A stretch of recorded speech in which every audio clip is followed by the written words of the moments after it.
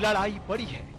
400 seat का नारा है, ये बिना ईवीएम के, बिना मैच फिक्सिंग के ये 180 पार नहीं होने जा रहा है। विपक्ष सिर्फ इसलिए चुनाव लड़ रहा है ताकि भाजपा की सीटें 370 से कम की जा सके।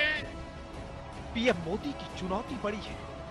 कांग्रेस पार्टी आज टुकड़े टुकड़े गैंग की सुल्तान बनकर घूम रही है, क्योंकि मोदी ने 400 पार का नारा दिया है। अब की बार 400 पार, अब की बार 400 पार। और अब मोदी को रोकने के लिए कांग्रेस अपने सारे घोड़े खोल रही है। क्या हुआ भैया, एक अकेला ये कौन सी बारात जमा कर ली है?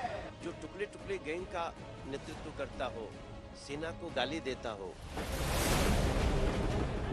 इसीलिए जब कांग्रेस ने दिल्ली में अपने खाते की 3 सीटों पर उम्मीदवारों का ऐलान किया तो कन्हैया कुमार को उत्तर पूर्वी दिल्ली से लोकसभा की लड़ाई में उतारा। जी हाँ, कन्हैया की सीधी टक्कर बीजेपी के मजबूत नेता मनोज तिवारी से होगी। पहले तो आपको बता दें कि मनोज तिवारी उत्तर पूर्वी दिल्ली की लोकसभा सीट से लगातार 2 बार से सांसद है और इस दफा मनोज तिवारी इकलौते ऐसे नेता हैं जिनका दिल्ली में बीजेपी ने टिकट नहीं काटा है।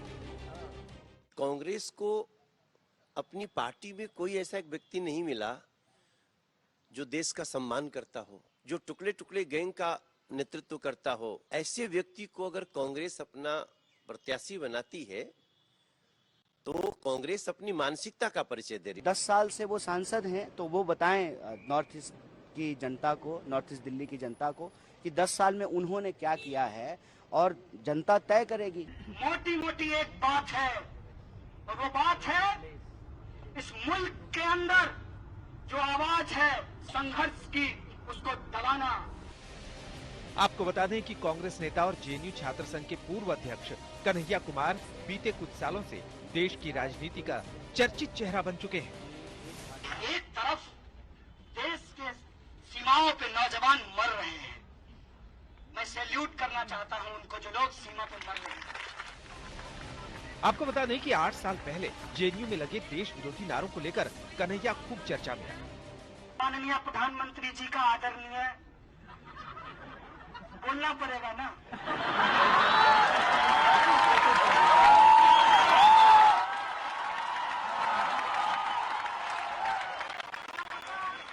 इसको डॉक्टर करके फिर से एक्सट्रेडिशन लगा दिया जाएगा।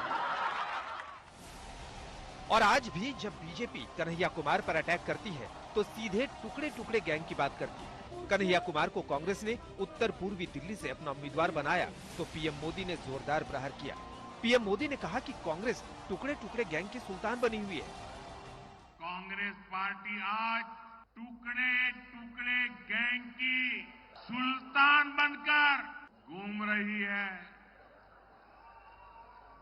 देश को बांटने, तोड़ने और कमजोर करने के कांग्रेस पार्टी के खतरनाक इरादे आज भी वैसे ही है।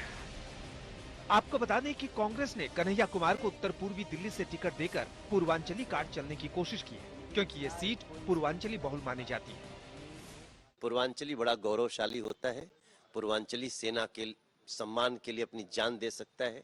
पूर्वांचली कभी सेना को गाली नहीं दे सकता। पूर्वांचली कभी देश को बांटने की बात नहीं कर सकता। अब देखिए, जब चीफ ही ऐसी बात करेंगे तो स्वाभाविक रूप से जो है उनके बाकी कमांडर जो है वो वही भाषा बोलेंगे। अब आपको उत्तर पूर्वी लोकसभा सीट का चुनावी गणित दिखाते हैं। 23% मुस्लिम, 20% ओबीसी, 16% दलित, 11% ब्राह्मण, 7.5% गुर्जर, 4.5% वैश्य और 4% पंजाबी वोटर हैं। कन्हैया कुमार और मनोज तिवारी के बीच मुकाबला इसलिए जोरदार है क्योंकि उत्तर पूर्वी दिल्ली में 28% से अधिक पूर्वांचली वोटर हैं और 23% मुस्लिम वोटर हैं। मुझे लगता है कि दिल्ली में भाजपा जो है कोई काम नहीं करती है, सिर्फ और सिर्फ जो इंडिया ब्लॉक की पार्टियां हैं उनको परेशान करना, तंग करना। जैसा कि आप जानते हैं कि दिल्ली के चुने हुए मुख्यमंत्री को बिला वजह जो है जेल में डाल दिया गया है। जो कांग्रेस का कार्यकर्ता होगा, जो आम आदमी पार्टी का कार्यकर्ता होगा, आज निराश होकर के बैठ गया होगा। 2019 लोकसभा चुनावों के नतीजे को देखें तो उत्तर पूर्वी दिल्ली की सीट पर मनोज तिवारी को 7,87,799 वोट मिले। कांग्रेस की शीला दीक्षित को 4,21,697 वोट मिले और आप के दिलीप पांडे को 1,90,856 वोट मिले थे। उत्तर पूर्वी सीट की जो लड़ाई है मनोज तिवारी और कन्हैया कुमार की नहीं है, ये सनातन वर्सेस देश के दुश्मनों की लड़ाई है और सनातन हमेशा जीता, इस बार भी जीतेगा। जबकि 2019 के लोकसभा चुनाव में कन्हैया कुमार बिहार की बेगूसराय सीट पर बीजेपी नेता गिरिराज सिंह से हार गए, इसलिए गिरिराज कन्हैया कुमार को रिजेक्टेड बता रहे हैं। जितने रिजेक्टेड हैं उन सबको लेके झुनझुना बजा रहा है और जिसको जहां लड़ना चाहे लड़ाए। दुनिया की कोई ताकत नहीं कि कोई मनोज तिवारी को हरा दे। ये बात तो उनके ऊपर भी लागू होता है। बहुत सारे ऐसे लोग हैं जो कांग्रेस पार्टी में चुनाव हार गए थे और अभी जो है पलक पावरे बिछा करके जो है रेड कारपेट बिछा करके उनका भाजपा में स्वागत किया जा रहा है।